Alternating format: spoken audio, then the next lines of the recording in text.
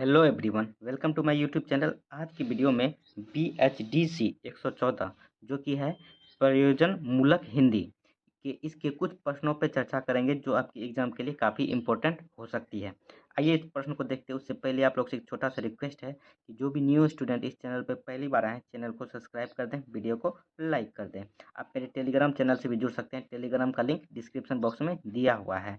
इससे पहले भी हम BHDC 114 का काफ़ी वीडियो अपलोड किए हैं, आप उसे देख सकते हैं प्लेलिस्ट में जाके। प्लेलिस्ट का लिंक डिस्क्रिप्शन बॉक्स में दिए हुए हैं। आइए देखते हैं, ज़्यादा टाइम नहीं लेंगे आप लोग का। और जब क्वेश्चन बताएंगे उसके बीच में कुछ कुछ नहीं हमको बोलना, इसलिए हम पहले ही जो बोलना होता है वो बोल देते हैं। आइए देखते हैं।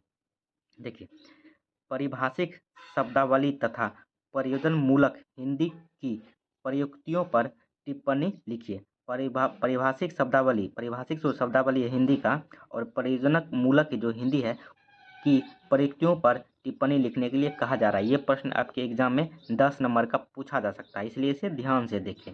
आइए इसको जानते हैं। देखिए, प्रयोजनक मूलक शब्द परिभाषिक होते हैं। किसी वस्तु के कार्य कारण संबंध के आधार पर उनका नामकरण होता है।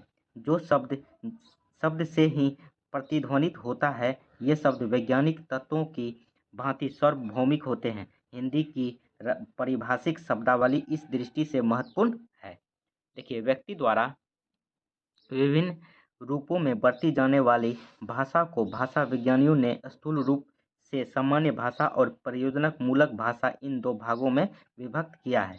कुछ लोग भाषा की बोलचाल की भाषा, साहित्य की भाषा और प्रयोजन मूलक भाषा के रूप में परिभाषित किया, यानी भाग में बांटा है। इन तीन भागों में विभाजित करते हैं। जिस भाषा का प्रयोग किसी विशेष प्रयोजन के लिए किया जाए उसे प्रयोजन मूलक भाषा कहा जाता है। यह एक सर्वमान्य तथ्य है कि प्रयोजन के अनुसार शब्द चयन, वाक्य गठन और भाषा प्रयोग बदलता रहता है।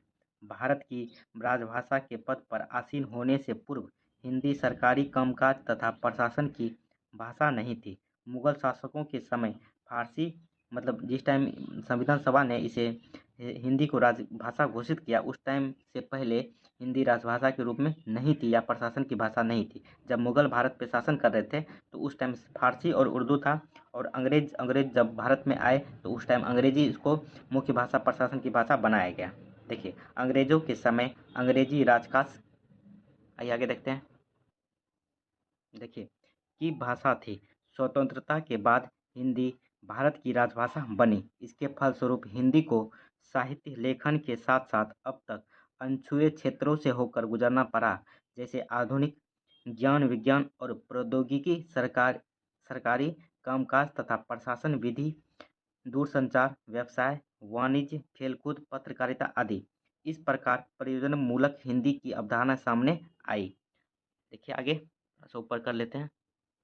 देखिए, आंध्र प्रदेश के भाषा विज्ञानविद श्री मोटारी सत्यनारायण के प्रयासों ने सन 1972 ईस्वी में प्रयोजन मूलक हिंदी को स्थापना दी। उन्हें चिंता थी कि हिंदी कहीं केवल साहित्य की भाषा बनकर न रह जाए, उसे जीवन के विविध प्रक्रियाओं की अभिव्यक्ति में सामर्थ्य होना चाहिए। बनारस में सन 1974 ईस्वी में आयोजित एक संगोष्ठी के बाद प्रयोजन मूलक हिंदी के क्षेत्र में क्रांतिकारी विकास हुआ। देखिए, प्रयोजन मूलक हिंदी की संकल्पना आने के पहले भारत के विश्वविद्यालयों के हिंदी विभागों के अंतर्गत स्नातकोत्तर स्तर पर मुख्य रूप से हिंदी साहित्य एवं 8 प्रश्नों में से केवल एक प्रश्न पत्र में भाषा विज्ञान के सामान्य सिद्धांतों एवं हिंदी भाषा के ऐतिहासिक विकास का अध्ययन या अध्यापन हो रहा था। लेकिन मोटारी सत्यनारायण ने यह विचार सामने रखा कि साहित्य एवं प्रशासन के क्षेत्रों के अलावा अन्य विभिन्न क्षेत्रों के परिजनों की पूर्ति के लिए जिन भाषा रूपों का प्रयोग एवं व्यवहार होता है, उनके अध्ययन और अध्यापन की भी आवश्यकता है। हिंदी भारत की राजभाषा ही नहीं बल्कि जो है संपर्क भाषा और जनभाषा भी है। हिंदी केवल साहित्य की भाषा न रहे बल्कि जीवन के विविध क्षेत्रों में प्रभावी रूप से प्रयुक्त हो, तभी इसका विकास सुनिश्चित होगा। उस टाइम का जो संविधान सभा का जो सूचना था यही था। देखिए, सुखद सूचना यह है कि विविध विश्वविद्यालयों के हिंदी के पाठ्यक्रमों में प्रयोजन मूलक हिंदी को स्थान दिया जा रहा है। देखिए, प्रयोजन मूलक हिंदी आज भारत के बहुत बड़े फलक और धरातल पर प्रयुक्त हो रही है। केंद्र और राज्य सरकारों के बीच संवादों का पुल बनाने में आज इसकी महत्वपूर्ण भूमिका को नकारा नहीं जा सकता। आज इसने कंप्यूटर, टोलेक्स, तार, इलेक्ट्रॉनिक, टेलीप्रिंटर, दूरदर्शन, रेडियो, अखबार, डाक, फिल्म और विज्ञापन आदि जनसंचार के माध्यमों को अपनी गिरफ्त में ले लिया। आइए आगे देखते हैं। देखिए, शेयर बाजार, रेल, हवाई जहाज, बीमा उद्योग, बैंक आदि औद्योगिक उपक्रम, रक्षा सेना, इंजीनियरिंग आदि प्रौद्योगिकी संस्थान, तकनीकी और वैज्ञानिक क्षेत्र, आयुर्विज्ञान, कृषि, चिकित्सा, शिक्षा, विश्वविद्यालय, सरकारी और अर्ध सरकारी कार्यालय आदि कोई भी क्षेत्र हिंदी से अछूता नहीं रह गया। इन सब क्षेत्रों में हिंदी जो है भाषा है वह एक महत्वपूर्ण भूमिका निभा रही है। आइए आगे देखते हैं। देखिए, चिट्ठी पत्री, लेटर पैड, स्टॉक रजिस्टर, लिफाफे, मोहरे, नामपत्र, स्टेशनरी के साथ साथ कार्यालय ज्ञापन, परिपत्र, आदेश, राजपत्र, अधिसूचना, अनुस्मारक, प्रेस विज्ञप्ति, नविदा, नीलाम, अपील, केबलग्राम, मंजूरी पत्र तथा पावती आदि में प्रयुक्त होकर अपने महत्व को स्वतः सिद्ध कर दिया है। ये सब में हिंदी भाषा का प्रयोग होता है, जो एक महत्वपूर्ण भाषा के रूप में उभर रही है। देखिए, कुल मिलाकर यह है कि पर्यटन बाजार, तीर्थ स्थल, कल कारखाने, कचहरी आदि अब प्रयोजन मूलक हिंदी की जद में आ गए हैं। हिंदी के लिए यह बहुत ही शुभ है। आइए, यह भी प्रश्न पे चर्चा करेंगे। यह भी आपको 10 नंबर में पूछा जा सकता है। 10 नंबर के एग्जाम में पूछा जा सकता है, जो कि काफ़ी महत्वपूर्ण क्वेश्चन है। देखिए, कार्यालयीय हिंदी की भाषिक प्रकृति को समझाइए। कार्यालय में जो हिंदी भाषा का प्रयोग होता है उसके महत्वपूर्ण बिंदु पे चर्चा करने के लिए कहा जा रहा है इस प्रश्न में। आइए उसको विस्तार से जानते हैं। ये 10 नंबर का आपके एग्जाम में पूछ लिया जाए तो आप इसे बना सकते हैं वीडियो देख के। देखिए, मनुष्य एक सामाजिक प्राणी है। मनुष्य जो एक सामाजिक प्राणी है और भाषा समाज के सदस्यों के बीच संपर्क एवं संवाद का माध्यम बनती है। बिना संपर्क और संवाद के कोई भी समाज जीवित नहीं माना जा सकता है, अर्थात माना जा सकता, ठीक है। अर्थात बिना भाषा के किसी भी समाज का अस्तित्व संभव ही नहीं है। बिना भाषा का कोई भी समाज अस्तित्व में ही नहीं आ सकता, कि जब एक दूसरे से संपर्क में नहीं रहेगा तो फिर बात क्या करेगा, एक दूसरे से संपर्क में क्या रहेगा। देखिए, जिस प्रकार मनुष्य को खाने के लिए अन्न, पीने के लिए पानी, पहनने के लिए कपड़े की आवश्यकता होती है, उसी प्रकार आपस में संपर्क और संबंध बनाए रखने के लिए भाषा की आवश्यकता होती है। भाषा से ही मनुष्य अपना जीवन सुगम बनाता है। भाषा के ही थ्रू एक दूसरे का मदद करता है और अपने जीवन को सुगम बनाता है। देखिए, वर्षों की यात्रा के पश्चात भाषा में निरंतर परिवर्तन होते रहे हैं और भाषा का महत्व भी लगातार बढ़ता गया है। समाज के बीच संवाद, संप्रेषण और संबंध स्थापना भाषा का प्राथमिक कार्य है, किंतु भाषा समाज की एक सीधी और सरल रेखा में चलने वाली इकाई नहीं है। समाज तथा इसके सदस्यों के अस्तित्व और चरित्र के अनेक आयाम होते हैं और इन सभी आयामों के संदर्भ में भाषा की विशिष्ट भूमिका होती है। आइए आगे देखते हैं। देखिए, भारत में विभिन्न भाषाओं में संवाद होता है। इन सभी भाषाओं की अपनी एक यात्रा रही है, लेकिन भारतीय समाज की संपर्क भाषा हिंदी ने जहां वैदिक संस्कृति से यात्रा करते हुए आधुनिक हिंदी का स्वरूप ग्रहण किया है, वह एक सामाजिक क्रिया का आधार है। समाज निरंतर अपने विकास के साथ साथ भाषाओं का भी विकास करता है। समाज में होने वाले परिवर्तन की तरह ही उसकी अपनी भाषा में भी कभी शौर्य नहीं रहा।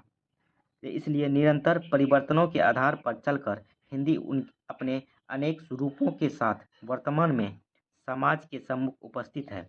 हिंदी के प्रयोजनीयता के आधार पर उसके विभिन्न रूप इस प्रकार है। आइए इसको देखते हैं। देखिए, साहित्यिक हिंदी, कार्यालयीय हिंदी, व्यावसायिक हिंदी, विधिपरक हिंदी, जनसंचार के माध्यमों की हिंदी, वैज्ञानिक और तकनीकी हिंदी, सामाजिक हिंदी। देखिए, वैसे तो कार्यालयी हिंदी अपने आप में एक व्यापक अर्थ की अभिव्यक्ति रखता है। चूँकि साहित्यिक क्षेत्र हो अथवा व्यावसायिक या पत्रकारिता का क्षेत्र हो, जो विज्ञान और तकनीकी का क्षेत्र, सभी क्षेत्रों से संबद्ध कार्यालयों में काम करने वाले व्यक्ति एक तरह से कार्यालयी हिंदी का ही प्रयोग करते हैं। इसलिए कार्यालयी हिंदी अपने आप में व्यापक अर्थ की अभिव्यंजना रखती है। देखिए, भाषा मनुष्य की अभिव्यक्ति का एक माध्यम है। अलग-अलग क्षेत्रों में भाषा का रूप भी बदलता है। दैनिक जीवन में मनुष्य अपने संप्रेषण मतलब एक दूसरे से जो बात होता है, उसी को संप्रेषण कहा जाता है। ठीक है, तो के लिए जिस भाषा का प्रयोग करता है, वह मौखिक एवं बोलचाल की भाषा होती है। वैसे तो भाषा के प्रत्येक रूप में मानकता का निर्वाह होना आवश्यक है, लेकिन बोलचाल की भाषा में यदि मानकता का प्रयोग नहीं भी किया जाता है, आइए आगे देखते हैं। देखिए, तब भी वह सामाजिक जीवन में लगातार प्रयोग में अभिव्यक्ति का सबसे सशक्त आधार रहती है। इसी तरह सांस्कृतिक संदर्भ में भाषा का रूप लोकगीतों में जिस प्रकार होता है, वह मौखिक परंपरा के कारण मानकता का निर्वाह भले ही न करती हो, लेकिन हमारी सांस्कृतिक अस्मिता को संजोए रखने में उसकी महत्वपूर्ण भूमिका रही है।